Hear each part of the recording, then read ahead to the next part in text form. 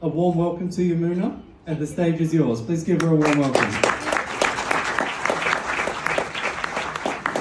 Thank you, everyone, and sorry to keep you waiting. Can everybody hear me, including at the back? Yeah, okay, wonderful, cool. Slides are up there, they are on here, we've sorted all out. Thank you for your patience. And first of all, let me say, god afton. I have no idea if I'm pronouncing that correctly, but welcome, good evening. I hope you enjoyed the conference so far, and thank you so much for sticking it out this long. I know you've probably got some other places you could be as well, but you made this work. You want to network, hopefully learn a bit more. And I know it's been a long day of conferencing, so all of you are probably thinking, well, how many more statistics can I take in? You know, how many more graphs can I see today? But don't worry, apart from tons and tons of statistics, I have prepared to make this actually quite engaging for you and interactive. So yeah, I hope we'll have some fun together.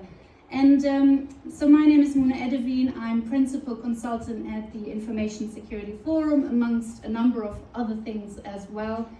And I wanted to tell you a bit about my background, how I got into cyber, you know, just a little story, because it's one of those non-linear pathways that we're going to be talking about today as well.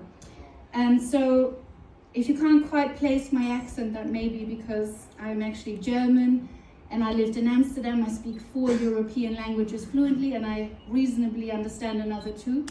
But when I was 19, I actually moved away from Germany to Amsterdam, and I started going to international cybersecurity conferences. That was actually initially when I was 16 in Germany, the Hactic and CCC ones, then in the Netherlands, of course, where I lived in Amsterdam. And later I moved to London, which I now absolutely love, living in the UK. And I'm on 2 advisory boards for London, and also support the UK's National Preparedness Commission. But what really struck me when I started going to these conferences at age 16 is I really connected with the people, and I felt, you know, this is my tribe, these are my people. And that love of the people in technology has actually been the red line through my careers, where I combine that and my love for technology. And one of the things I also do, apart from just frequent public speaking at events like these, is I go to speak at schools and universities to try and engage the next generation of talent into cyber and technology careers. So obviously when I got asked to do this keynote, I was honored, because being able to talk about diversity and how we can increase that in our wonderful and exciting field we work in is something I care about quite closely. So next slide. You know, the diversity and inclusion concept has been around for a long time, right? And it's been called many things, but I want us to start with the why, you know. What business problem does it solve? What's our so what? And that is that diversity has been shown to improve business performance, business performance, and enhanced prosperity actually benefits us all. But I can imagine that there might be some people in the room, and that's fair enough, who are secretly not convinced of the need for diversity, you know. And to those people, I would say, read Matthew Syed's book, Rebel Ideas, because she shows on the number of different use cases how diversity helps us break free from limiting echo chambers. Diversity helps us create psychological safe space that helps us have better security, more rounded risk management. So with regards to the wicked problems and interconnected problems of our time, we just can't get away from having good, diverse security teams. And we will, of course, see that there are many different forms of diversity.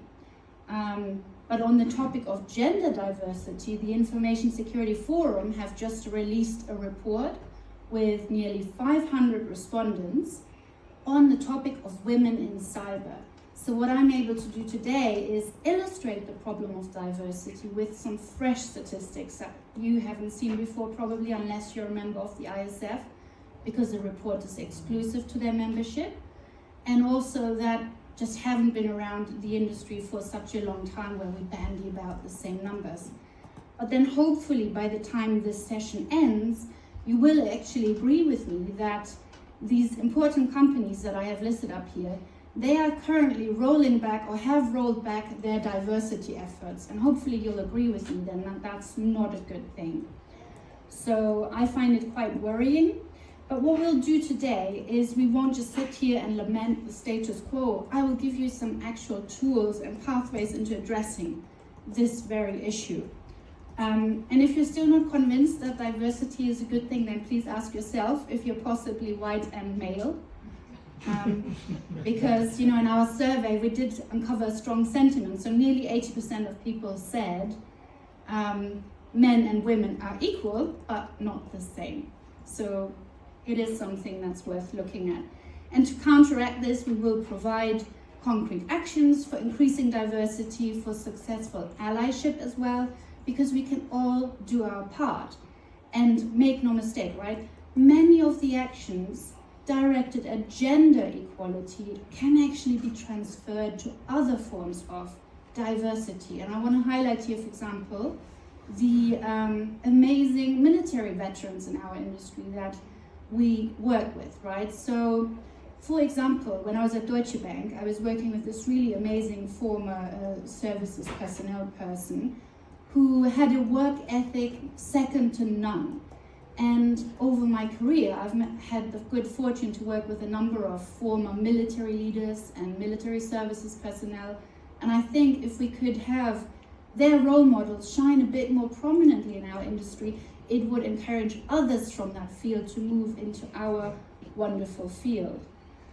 And yeah, however, you know, women are 50% of the world population, so any efforts or initiatives directed at gender equality actually help the biggest group. And that is one reason that I support International Women's Day, which we celebrated just last week.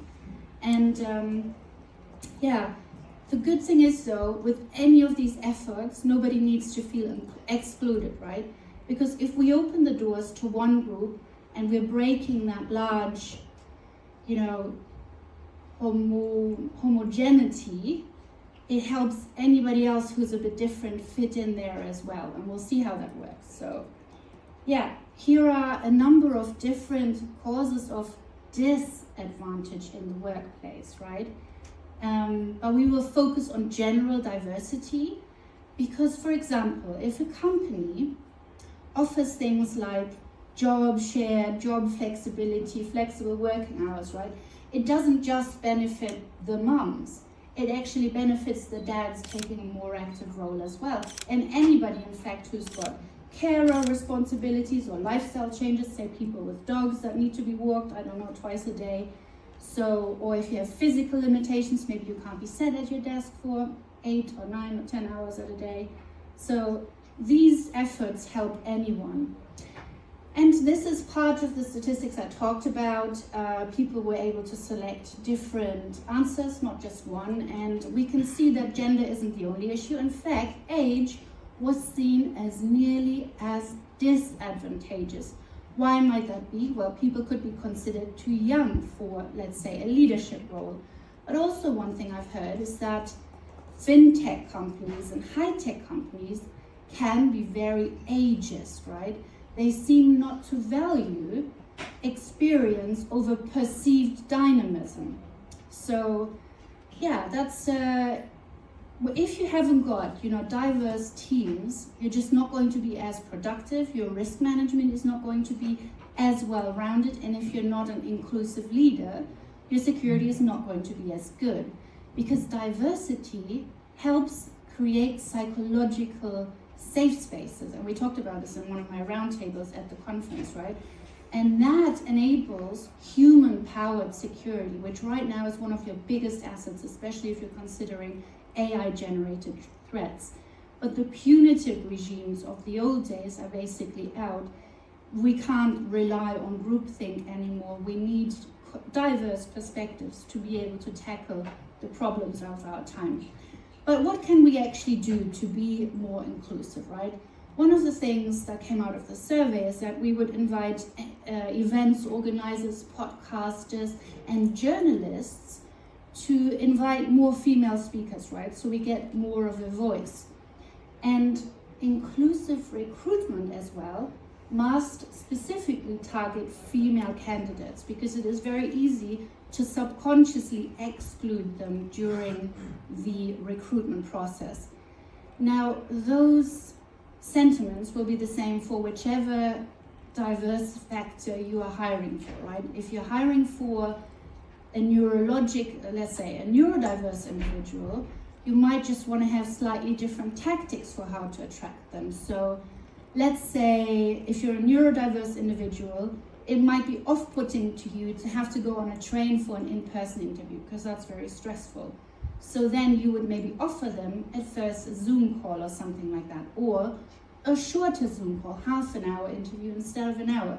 So what I'm saying is you can take these strategies and adjust them for each factor you want to hire for. And another key thing, I think, is to try and relax the requirements that we normally ask for in our industry, right? We want a diverse set of applicants to be able to succeed, and that means we have to make it a bit easier for them. I talked to someone today at the event about this as well. If we're all asking for 10 years experience and this many certifications, we're not going to get the lateral movers that we want. We're not going to get the career changes that we want. But we have to hire for attitude and mindset over existing skill set. Right, so I promised you I would demonstrate with statistics that this problem exists, and here we can see that something very sad actually. Over 60% of respondents have seen a woman being treated unfairly due to their gender. So some people might be like, oh, diversity, in one ear, out the other. But this is an actual problem that exists in our industry. And we can't, of course, have a session that talks about gender and not talk about gender quotas. And I know that those are possibly unpopular and controversial for sure. So what do people actually think? Well, people think that they are helpful. Over 60% said that, helpful and needed. Why are they needed? Because they help us break this traditionally closed group that we might see, let's say, based on common school background or based on just who you know.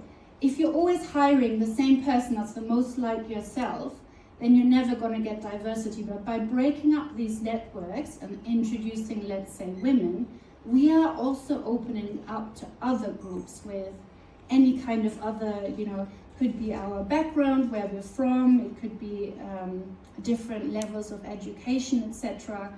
So that's also one reason that, for example, the Australian Institute of Company Directors recommends having a critical mass of diversity rather than token diversity. And so I think, we can definitely argue about quotas all day long, pros, cons, people might not like them, but they are a means to an end, at least in terms of raising awareness of the issue and opening up these groups. So, what can we do about this? Can we do anything at all? Yes, absolutely we can. And the good news is that men can be very powerful diversity advocates. Over 90% of respondents, in fact, agree that men can be successful women's rights advocates. So education and remediation should focus on this. One of the reasons I'm telling you this, there's obviously a lot of men in this room, is to empower you as well to be that ally, that sponsor, and we'll see how to do that. And by the way, anyone can be an ally, right? You don't have to be, but you can. And what I want to say is that this counts for women as well. We will in fact see, yes, you women in the room, I know it's not that many right now, but it is a personal choice, but there's a lot that we all can do, because if we don't, we simply won't have the most effective security. We'll have a monoculture. And here we won't go through the whole list, but I will highlight that allyship can be proactive or reactive. It can happen behind closed doors. Let's just say if you're putting someone forward for promotion, but it can be open or reactive as well. So next time you see someone being mansplained at, you could just basically help that woman speak up for herself and take credit for her idea, right? You could also proactively put her forward for a high-profile assignment. And we need to see more of this from men and women. Now, I do want to repeat that this works for all different kinds of diversity, right? So I'm using the example of women, but it could be any other form of gender any form of diversity that you care about.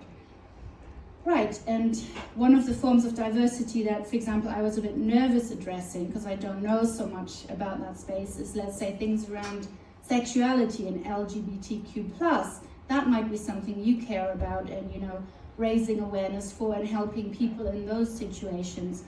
But yeah, that's definitely one where I still have a lot to learn. And that's why I admire, for example, artists like Taylor Swift, who are so knowledgeable on that topic. But yeah, I do have a great example for you on male allyship as well. And this is a number of weeks ago. I was at an allyship event and we had a CISO for one of the big 4 consulting companies talk to us. And he was basically such a great example of how to walk the talk, right? Not just, talk, but actually he puts actions behind his words. So what he does is he holds his employer accountable for giving him the budget to be able to hire a woman or a female candidate into a cyber career. And he said, yes, it costs more money. It is more resource intensive to get a woman that's just as qualified for this role as it would be easier to get a male candidate. But he holds his employer accountable, and so he takes that action for real equality. And I think that is a big gesture, a grand gesture, which we have to be aware of gender washing as well, right? One of our results from the survey was that some companies and individuals basically pretend to care about diversity, but it's all just for show, grand gestures, grand actions, but actually it's the daily interactions, the micro actions that often make a truly inclusive culture. So that's where we have to think about, what does it feel like for that person being in that office, being in that room, being on that Zoom call?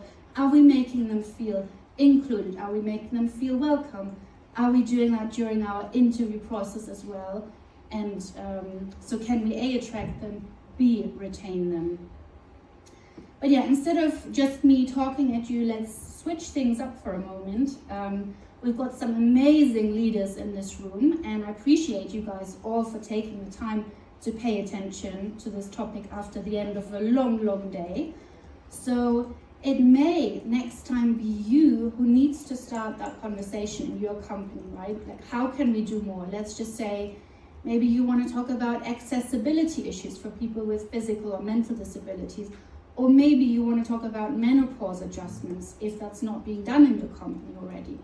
So to get you used to the idea of talking more, I'd like to invite you to say hi to the person next to you. So just to your left and to your right, if there's anybody there, please say hi, say your name.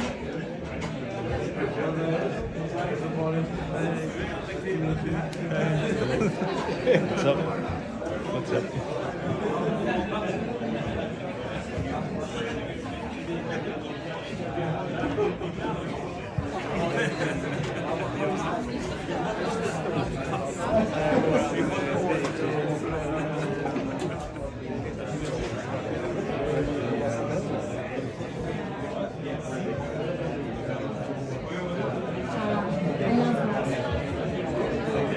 It's a good atmosphere.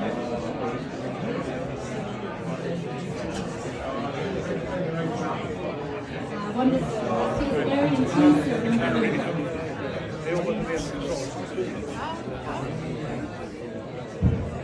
I can tell you're looking forward to the networking this evening. Wonderful. And I'll give you a little exercise for that as well later. But if this type of connectivity made you feel somehow more connected to your peers in this room, you may have actually felt an idea of the power of community sponsorship. And when I say community sponsorship, I mean things like lifting each other up as women, something we should definitely do more of, but also any other disadvantaged group can lift each other up, right? And I will have to say it is a very sad but also very recognizable statistic that 75%, that's 2/3 of all respondents, have at least at some point perceived to feel like they have felt to be perceived as less competent by their peers due to their gender. So by other women have felt they look at them as less capable because they're a woman. I mean, but yeah, I can actually say that probably pretty much any woman in this room has experienced or seen that at some point herself. So that is sad, but we will work on it and we'll get better. And you know, that is why I love saying this, but I love saying it in a room that has many powerful women in it. You know, we as women, to achieve equality, we must first become each other's biggest supporters. So that is my plea to you, right? We all have a responsibility here. It's easy to point at the other guys, but we have to start with ourselves first. And in fact, rather scarily, one of the respondents in our survey actually said, many of the women who are successful in cyber are so because they become cutthroat, especially towards other women. So yeah, it is clear that women also have a responsibility. Now this slide, I hope it's actually legible, but it's from the Equality Lounge in Davos during the World Economic Forum 2025, and it needs no commentary. I am a huge fan actually of the female quotient for their uplifting commentary and their active stance in terms of promoting gender equality. And on that note, please do make more of an effort to network with female attendees at security events, right? Because 70% of women felt they get less engagement than the men. So yeah, shocking statistic there. And I want to ask the women in the room, you know, have you ever done that? Like, not talk to a woman because you thought, well, she's probably less powerful than that bloke over there. Well, you know what, hand on heart, I will admit that I have actually done that, have had that thought process, but I picked myself up on it. And now I do think we just all have to do better. So I would say there's so much more that can be done.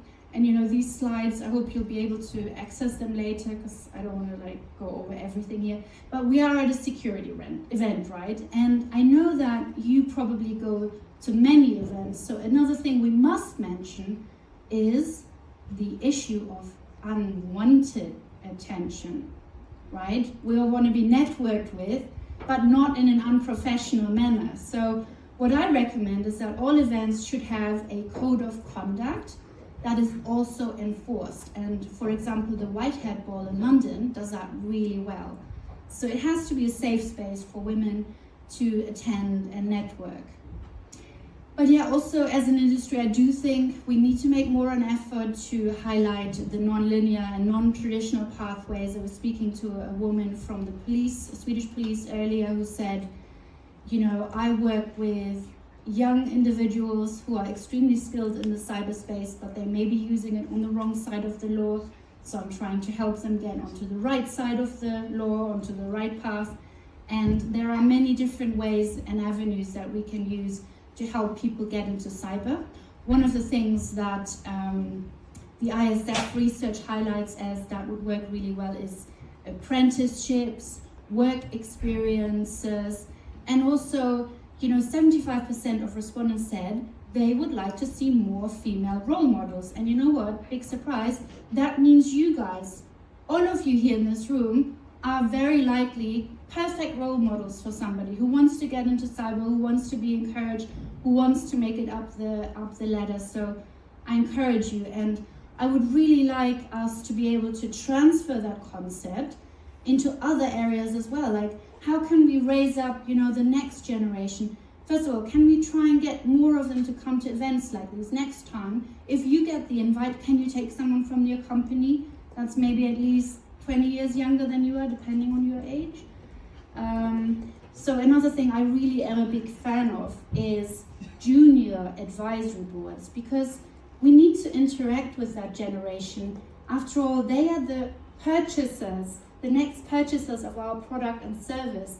they are the ones that are going to be working for us, the new workforce, the decision makers, the leaders. So we really need to give them a chance as well.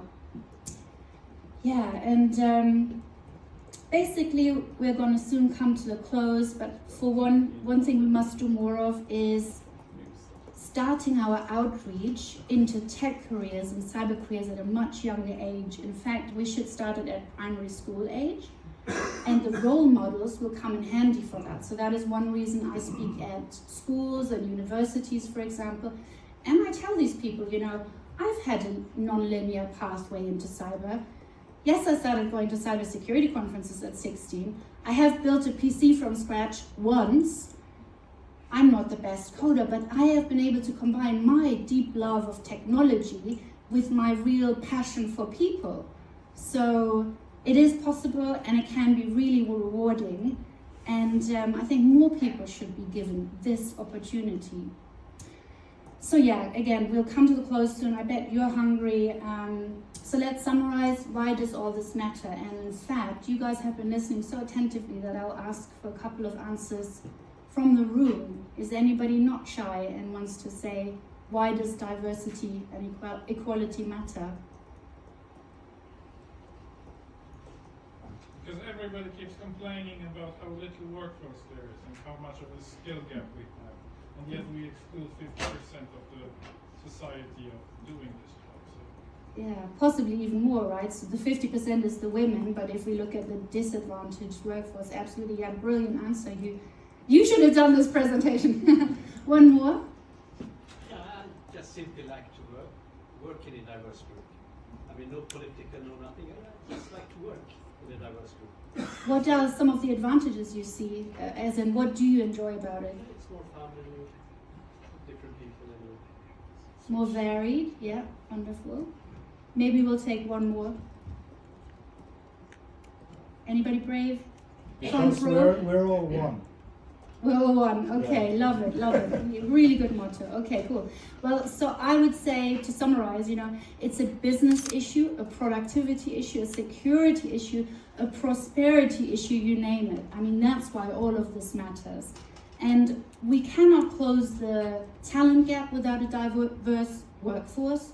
We cannot have good security, and certainly we will not prosper optimally as a society. So, because we have so many leaders in this room, I will also include an extra piece for thought, right? Food for thought. Intuitively, in our industry, we can actually make so many adjustments that would help a lot of different types of people and diverse people be able to succeed in these roles, right? We can easily make workplace adjustments that would enable veterans with lasting injuries to work, but also we can make part-time arrangements that not only help mums back into the workforce, let's say post-parental leave, but also help dads take a more active role in raising their children, and that can be so beneficial. So neurodiverse individuals, we can make adjustments for them. And what I really want to drive home is if we do that, we will start to organically attract more talent into our industry, because word of mouth will get round, right? We will get a more diverse group of applicants that also stay in our industry. Right, so we're getting ready to eat and mingle, and I promised you a little exercise, right? I'm showing here a number of forms of diversity that we talked about. And just for yourself privately, you do not have to reveal this at all, but I would like to invite you to have a think about, is there one form of diversity that intuitively you care about the most? And if you don't, that's completely fine, because let's be honest, you might care more about things like climate change or getting into politics, I don't know. There are a lot of things people could care about. But if you consider the workplace, I mean, you've listened this far, you might actually be interested, then can I invite you to get up, just stand up very briefly if you have picked any one of these causes that you might be keen to support. And don't worry, you don't have to reveal at all what you care about. And you don't have to get up either if you don't want to. Seriously, allyship is not something we should force ourselves into. Okay, fair enough, wonderful, thank you. Feel free to sit down again. But what I want to invite you is, if you did get up and if you did pick a cause, then during the networking today, what would be wonderful if you could share one tip with your partners in the conversation, that how could you support that particular form of diversity, right? How can you promote them, encourage them, make the workplace more inclusive for them? So for example, it could be something you learned about just now. It could be something completely new, even better. If you're a woman, it might be something like, hey, I'm gonna give a public shout out to another woman for a job well done. Or if you're someone who goes to conferences a lot, it might be, next time at a conference, I will talk to someone who's least like myself. So that can be a really fun game. And it's actually, you might find it is quite challenging. If you really force yourself to do that, let's just say maybe you're not into tattoos and what's it called? Piercings, right? And there's somebody like that, you know, dyed hair, all of that. Talk to them. If you're, I don't know, slightly older, talk to somebody younger, and vice versa. It can be quite challenging, and we'll show you how ingrained some of our biases actually are. But yeah, so that would be my little exercise for you for the rest of the afternoon or evening, if you can share some of these tips, because we all have probably a lot to learn. But yeah, last but not least, I want to say, you know, you are successful leaders, you are role models, and my plea would be, as you progress through your leadership journey and you get busier and busier, you know, do not forget the struggles of others, because we all stand on the shoulders of giants. And with that, I will close. Please look up the Information Security Forum if that's something you're interested in. The report I talked about is exclusive to their members. And I was a fan of theirs actually from the very beginning of my cybersecurity career, so I'm honored to be working for them now. And yeah, I'd love to connect with you all. Yes, this is a QR code, but you can also check it. That's just my LinkedIn. It's also a report. I put out an article for the National Preparedness Commission in the UK, which, by the way, practices the Swedish preparedness, it praises the Swedish preparedness guidance. And yeah, I don't know, Nick, do we still have time for Q&A? Do we want Q&A, or everybody hungry? Just want to go to dinner now. Thank you so much. Thank you.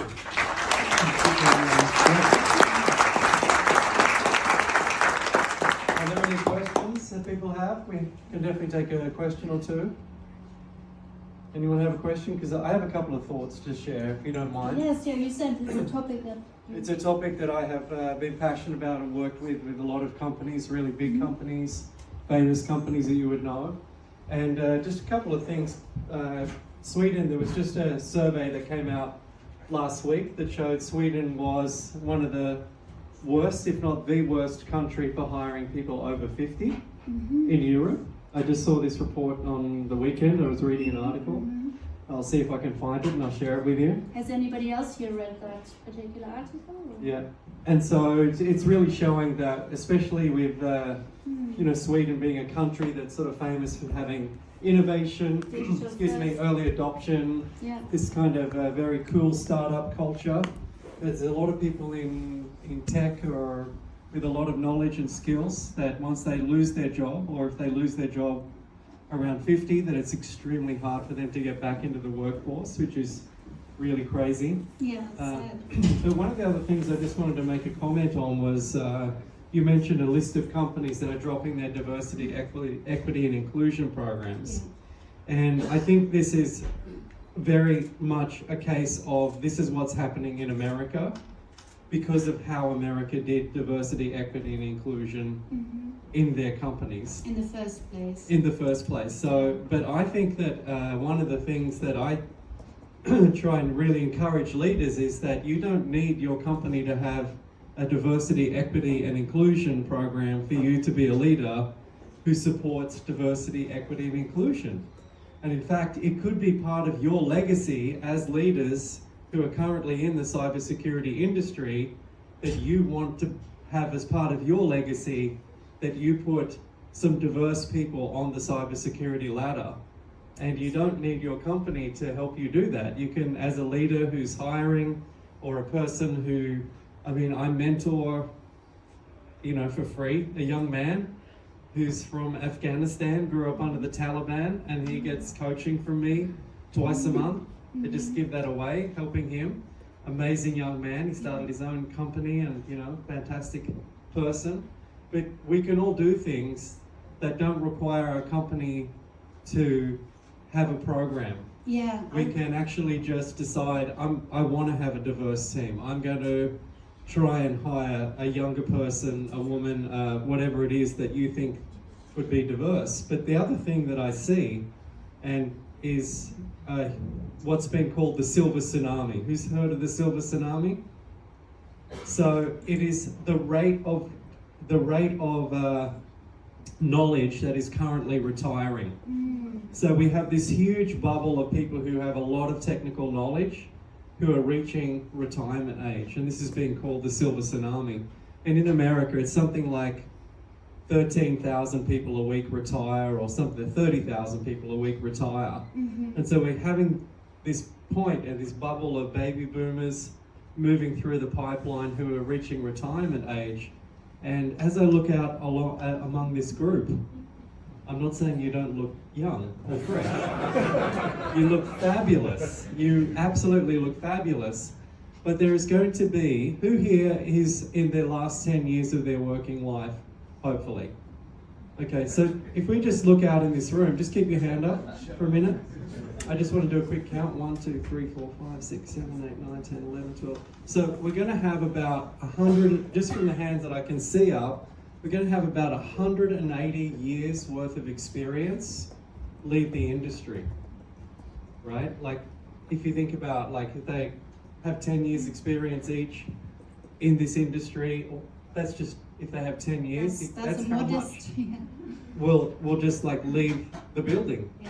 And we need to have a pipeline. So, is there any questions? I'm rambling, but yes.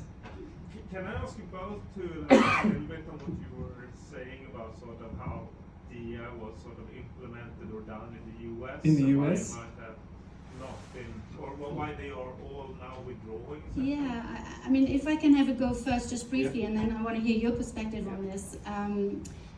So for me, what I suspect may have happened is we were also seeing elements of gender washing, where, let's just say, we can have all the right terminology on our websites, but then it's also easy to remove that from websites. And what I was actually alluding to is the micro actions. Now, your example, right? You mentor someone. I would say that's a lot more than a micro action, but a micro action could be just to invite someone to an event. Come with me. You know, I know you're junior in our team, but I'll take you with me so that you can network with these high-powered people. Or even just talking to them for half an hour over a lunch break and maybe telling them about your career, how you got from A to B, which probably was a long winded career. So I think it's all about the micro actions in the end, the things we really do, not just the big, grand, corporate, showy gestures. All right. So stop me if I talk for too long, because I'm passionate about this. So what I saw with the American version of diversity, equity, and inclusion, which was kind of got spread around the internet, was that, and are there any Americans in the room, by the way, before I start speaking? Good, because they have a very high percentage of gun owners, so I just want to be checked. But what I saw was the American version, and I was actually asked to teach a diversity program for a very famous American company. And when they sent me the materials, I was just like, this is crazy. What you're actually saying, what you're promoting. Because it was sort of saying things like, if you're white, you cannot not be racist. Things like this. If you're a man, you are sexist. Like, it's your default program to be sexist. And I actually think that this kind of approach to DEI made people very, very unwilling to want to step into it. And it made they kind of took original sin from the Bible and took that concept and put it into corporate life. Like you're a sinner, and that's kind of your position. But one of the other things that happened though was a lot of these programs coincided with the Me Too movement, which made men step back from wanting to hire women. So there's a lot of different things happening. And it just kind of became a political football inside companies.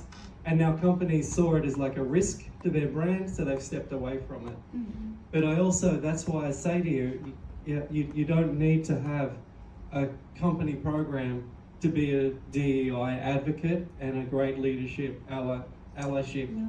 leader. In fact, Yeah. what I alluded to, it may be you who needs to start that conversation Absolutely. if it's not yet happening in your company.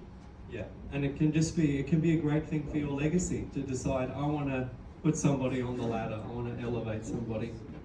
Do you Any need closing, us would you like to give us a closing thought? We're going to finish up now.